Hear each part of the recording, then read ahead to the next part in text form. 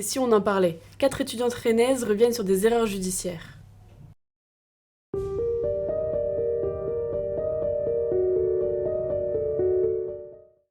Chaque année, environ 150 condamnés saisissent la cour de révision pour obtenir l'invalidation de leur jugement.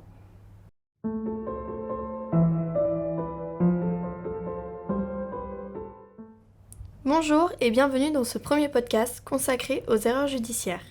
Je suis Alexine et je suis accompagnée par Apolline, Sarah et Marie-Camille. Salut! Bonjour! Hello!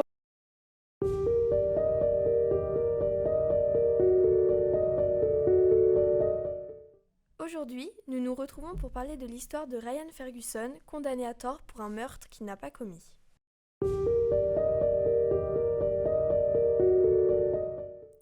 En effet, je vais vous parler de l'affaire Ryan Ferguson. Donc Ryan, il est né le 19 octobre 1984 dans le Missouri. Il est donc américain et il a passé presque 10 ans de sa vie en prison pour un meurtre qu'il n'a pas commis.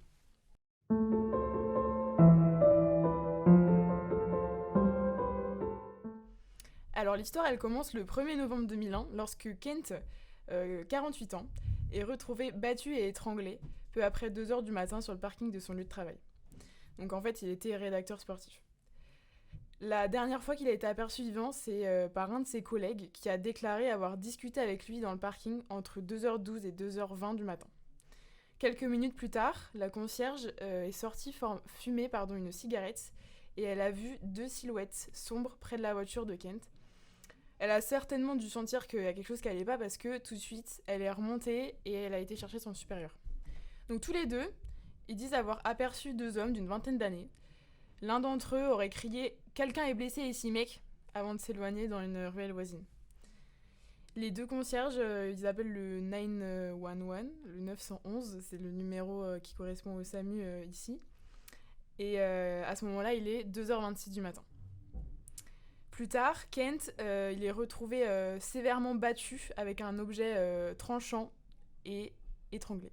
Mais alors Ryan, qu'est-ce qu'il faisait ce soir-là ? Et bah comme beaucoup d'autres Américains de son âge, donc de 17 ans, ce soir-là, Ryan, il fêtait Halloween dans un bar avec des copains. C'était la nuit du 31 octobre au 1er novembre.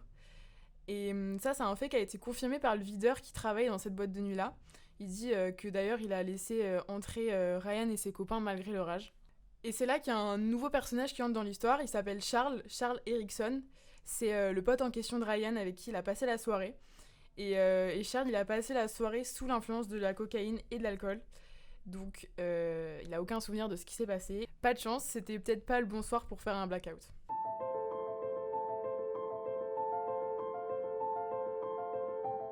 Je vais maintenant vous parler de l'enquête.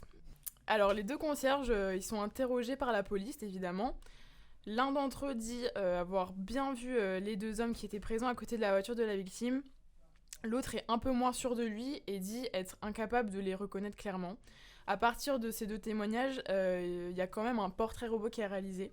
Donc les policiers sur place, évidemment, fouillent intégralement l'intérieur de la voiture. Elle est analysée de fond en comble et la police y retrouve des empreintes digitales non identifiées sur et à l'intérieur de la voiture de la victime. Ils y trouvent aussi un cheveu qui est non identifié dans la main de la victime et des traces de pas qui ont marché dans du sang. Alors ça, pour le coup, le cheveu qui est retrouvé dans la main de la victime, ça peut ça peut démontrer qu'il y a eu une lutte et que la victime, elle a essayé de se débattre.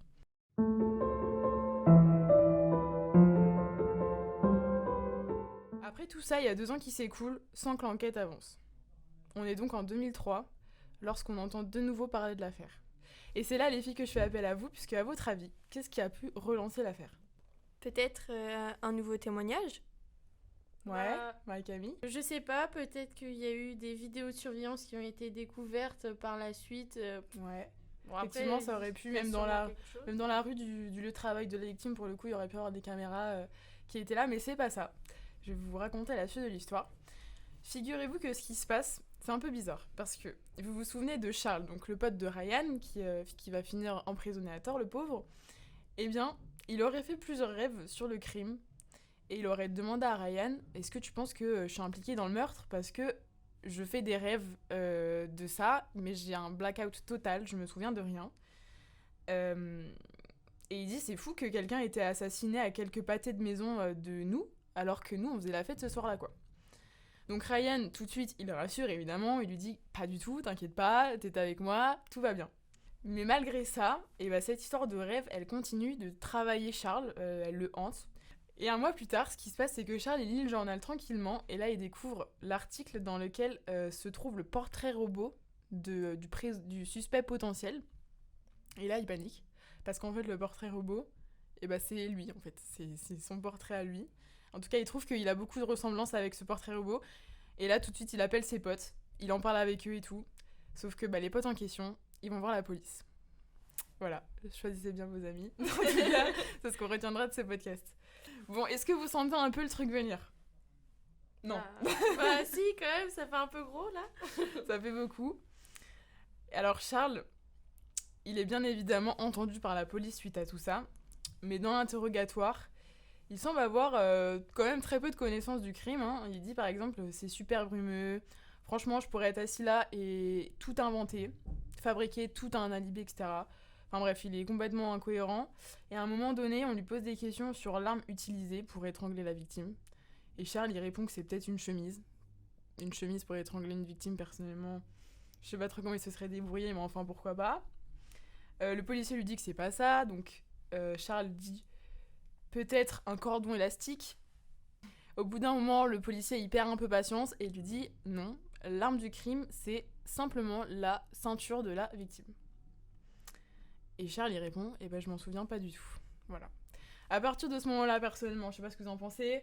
Moi, je me dis, je suis enquêteur. Bon, le gars, il a rien à faire ici, quoi. Je relâche, il avait 17 ans. Ouais, mais il tient quand même le truc, il reste quand même dans le bureau en mode je suis coupable. Mais quoi. c'est ça qui est bizarre, c'est que même lui, il a pas l'air sûr de lui et pourtant, il est incohérent. Donc, peut-être pour ça qu'aussi les policiers ont continué de creuser cette piste.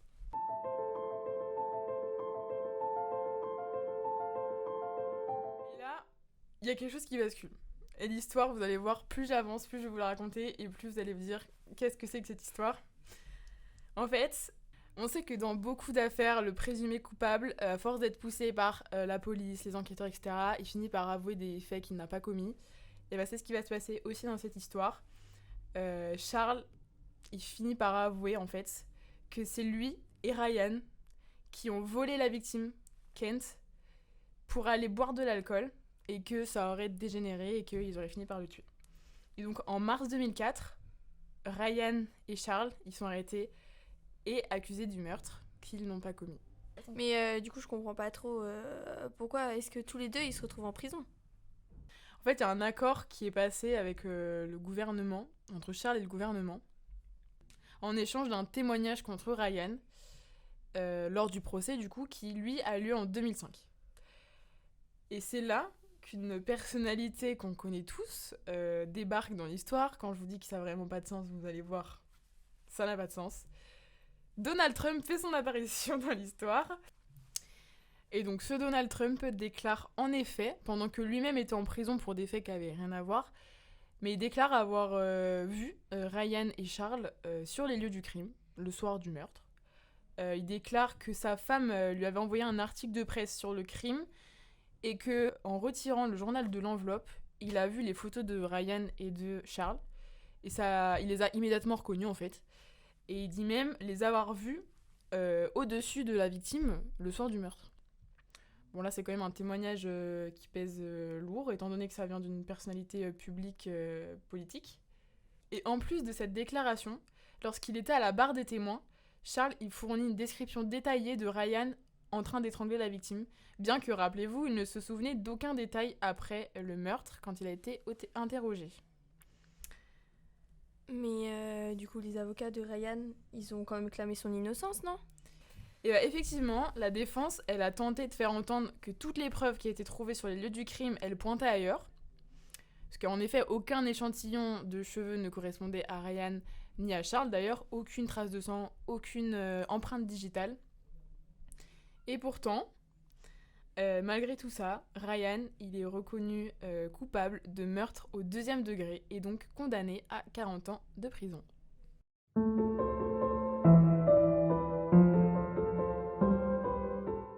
Non mais attendez, donc là en gros si je comprends bien, c'est que les policiers se sont basés juste sur des on-dit et non sur des preuves qui au final ont bien prouvé l'innocence de Ryan. Bah, en tout cas, la justice, effectivement, a préféré entendre juste un témoignage. Après, il faut quand même se rendre compte que Donald Trump, c'est pas n'importe quel témoignage. C'est ce que je vous disais, c'est que si ce témoignage n'avait pas existé, je pense pas que Ryan aurait passé... Ils auraient pu quand même vérifier qu'à ce moment-là, il était en prison quand même. Mais à ce moment-là, Donald Trump n'était pas en prison. C'est vrai que je me suis... j'ai cru qu'il était... En fait, lui dit, pendant qu'il était en prison, il fait son témoignage contre Ryan pendant qu'il était en prison. Ok. Mais il dit les avoir vus, à ce moment-là, il était en totale liberté sur les lieux du crime. Mais alors à ce moment-là, Donald Trump, qu'est-ce qu'il faisait aussi sur les lieux du crime ? On peut se demander. Oui. Il allait boire des Voilà. verres avec eux. Il y a beaucoup de choses qui sont un peu bizarres dans cette histoire, mais vous allez voir, heureusement, l'histoire de Ryan ne se termine pas là.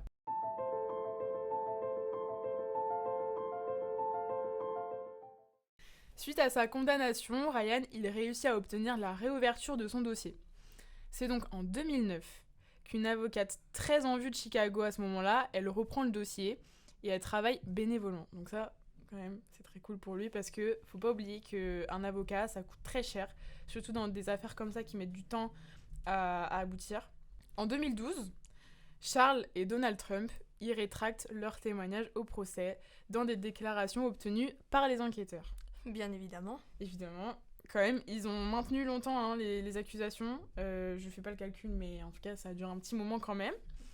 Charles, il a d'ailleurs affirmé que le procureur avait fait pression sur lui pour qu'il implique Ryan. T'as un petit coup d'argent Bah, je pense que c'était un accord où il y a peut-être une histoire d'argent. Et puis en tout cas, c'est vrai qu'il faut se rendre compte aussi qu'il a passé je ne sais pas combien d'heures en interrogatoire. Je pense qu'on est tous humains et qu'à un moment, on craque tous, quoi. Ouais. Il ajoute, ce cher Charles, que lors de l'audience, il se souvenait pas du tout de la soirée du meurtre parce qu'il était tellement intoxiqué par la drogue et par l'alcool cette nuit-là qu'il s'est évanoui et que ça a provoqué une amnésie. Trump, quant à lui, il se rétracte aussi, surtout par rapport à l'histoire selon laquelle sa femme lui aurait envoyé l'article du journal, etc. et il a affirmé aussi qu'il avait été poussé par le procureur à témoigner contre Ryan. En affirmant qu'il avait vu les photos du journal pour la première fois en 2004 au bureau du procureur après sa sortie de prison. Voilà. Après tout ça, la concierge qui a vu les deux hommes fuir le parking, elle a également témoigné. Elle a dit au procureur que l'homme qu'elle avait vu la nuit du meurtre n'était pas Ryan. Pourtant, ce dernier aurait tenté à plusieurs reprises de l'inciter à impliquer Ryan et serait même devenu menaçant lors de la dernière conversation avec elle. Franchement, tout le monde était contre lui, le pauvre Ryan. Finalement, c'était un peu inévitable cette casse-prison.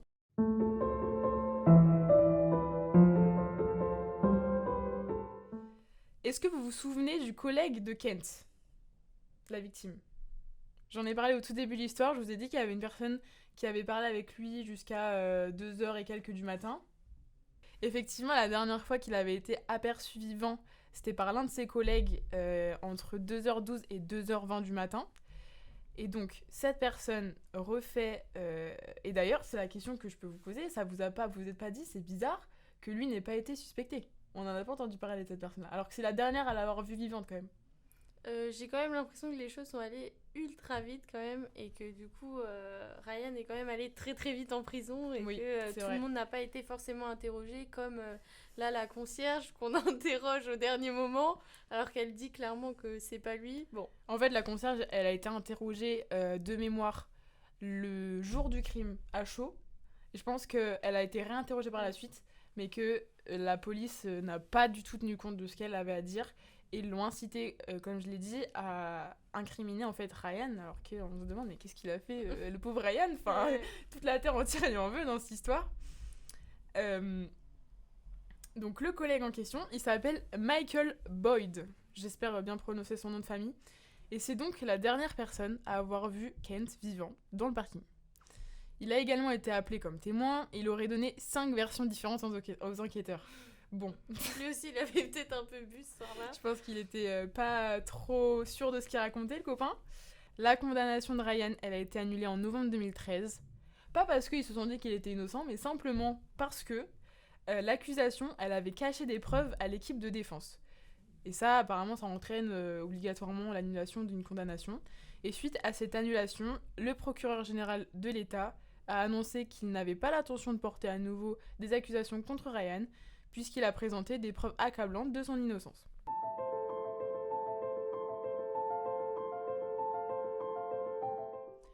En avril 2016, il a été annoncé que Ryan animera une série MTV, on passe du coq à l'âne, intitulée Unlocking the Truth, un documentaire qui retrace d'autres cas possibles de condamnation injustifiée.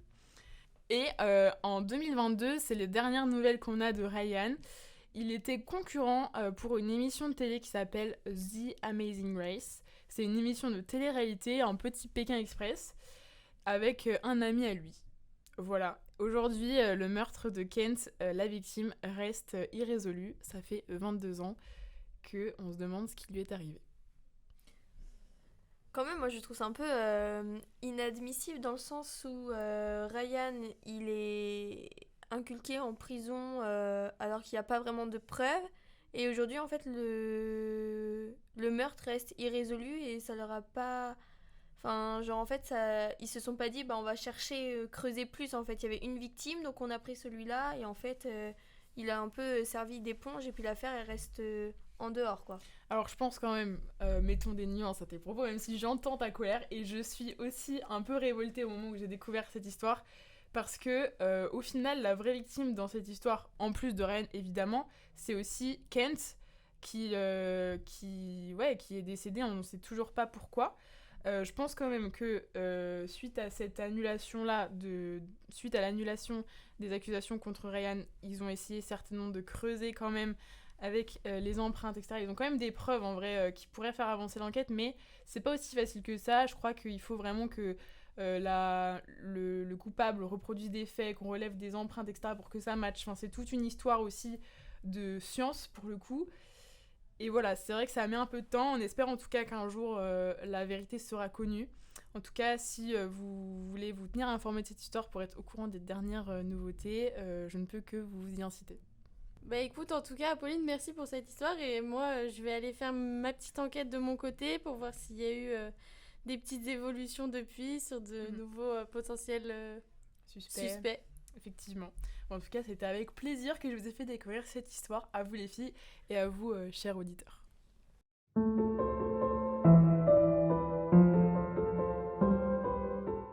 En tout cas, merci à tous d'avoir écouté notre podcast. N'hésitez pas à le partager autour de vous.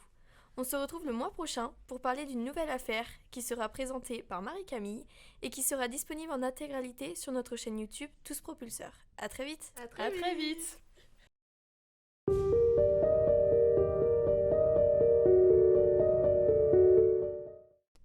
Pitch, le magazine fait par les étudiants et pour les étudiants. Réalisé par les 4e années de Media School Rennes, vous pouvez retrouver chaque mois un exemplaire disponible à l'école. Au programme, des sujets d'actu, de la culture et du local. Un conseil, ne ratez pas la prochaine édition.